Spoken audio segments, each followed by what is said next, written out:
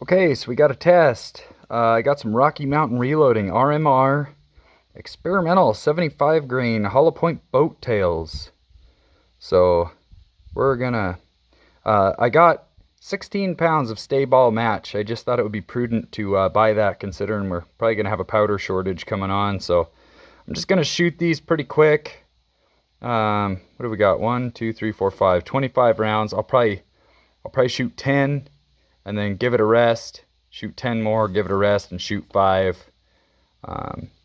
Maybe I'll warm the barrel up.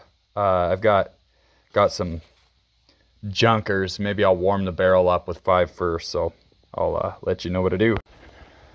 I know I said I wasn't going to advertise for that AAC black tips anymore, but man, those are 75 grainers, and I just smoked a ground squirrel in half. So it doesn't look quite as explosive as like 50 grain stuff, but boy, that gets the job done. Okay, so here I shot a hold off group with the black tips. I just held off on one of my peg hash marks on that silly scope, and then I shot my first group with those RMRs. I'm not taking velocity measurements because I decided I fixate too much on velocity and I need to fixate more on the target. So I'm just gonna shoot groups and take my best group, then maybe I'll take some velocity readings.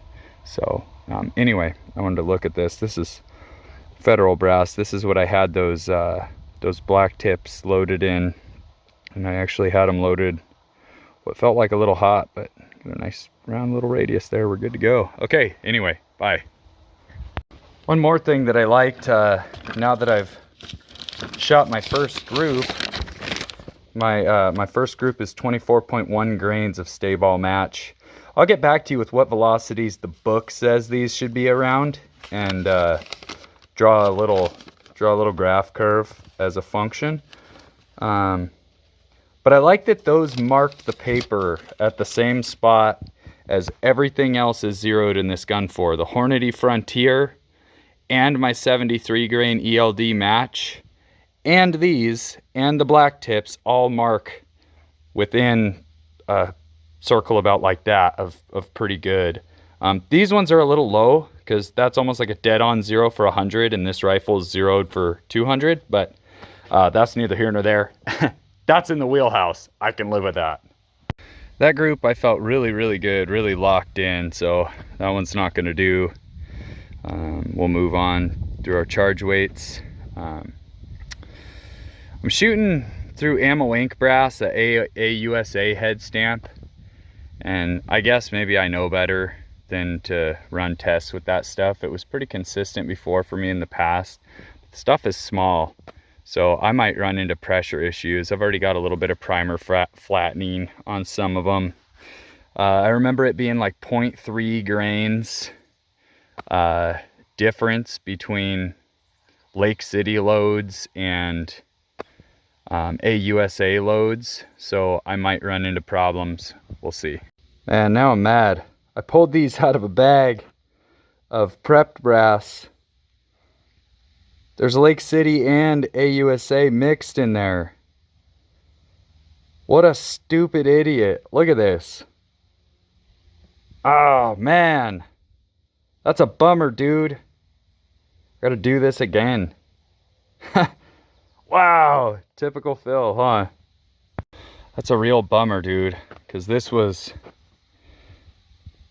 3 Lake City brass and 2 AUSA, or one or the other, and so is this one, I think.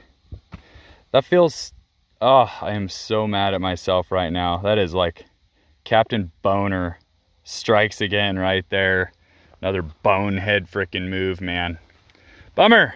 That's all right. I can gather pressure signs off the brass. I got an idea of where they mark, and for whatever it's worth, I've gotten a little bit of visual pressure data off of both sets of brass, for whatever that's worth. Boy, there's a lesson for you. Keep your brass sorted. I don't know why I mixed that up or how that happened. Shoots, I don't know. It was in a bag of prepped. I'm disgusted with me. I hate myself.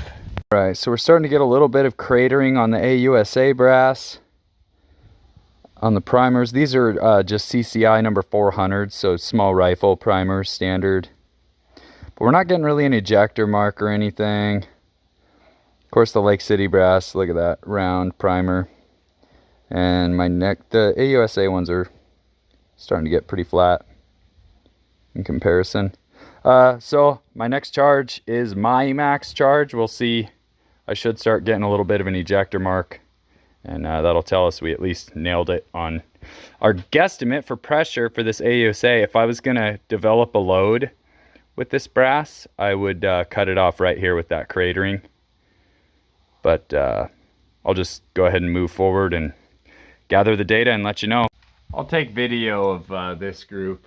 I don't know if you'll catch it real good or not, but we'll just see what it does.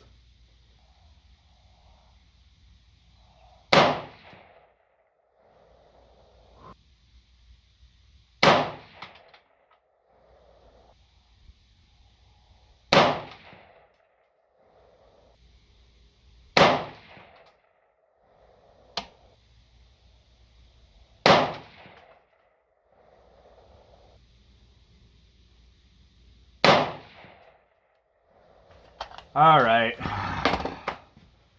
we'll see. So we are just starting to get an ejector mark on the AUSE brass. See there between the 223 and the Remington? See this one? Right there next to the A and the 223. A little bit of cratering. A little bit of cratering on the Lake City. Still round primers on the Lake City. Still looking pretty good. I would run that. That's just a little swipe. That's probably just getting up there, max 5.56 pressure. Okay, well, I would run that. We'll go see the group.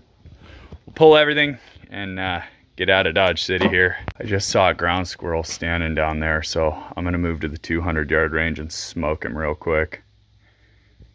And there's another one of those black tips. We smoked him all right. It has surgically disintegrated his head. Just in case anybody was wondering what a black tip does at 200 yards.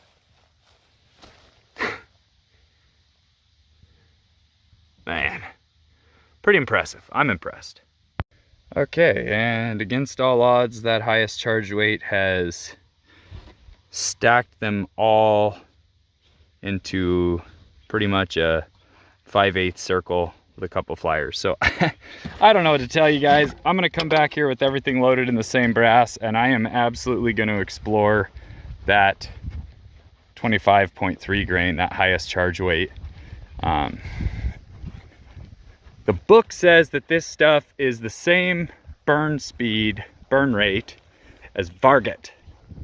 And it's temp stable. So I'm really excited if this is the kind of group that I'm getting. But I feel like that's a fluke. That's 6 shots only. When you got groups like that, and then one group like this, a lot of times it's a fluke. You'll come back and shoot that group again and it'll be back to these size. You just got lucky. It's like the RNG just like rolled you a golden ticket to a nice group, and you'll chase your tail trying to like replicate it again. But I've got all the data written down, so I think I can load up that charge again at that seating depth, and I'll shoot it again. I mean, that's pretty promising. I'll shoot that again.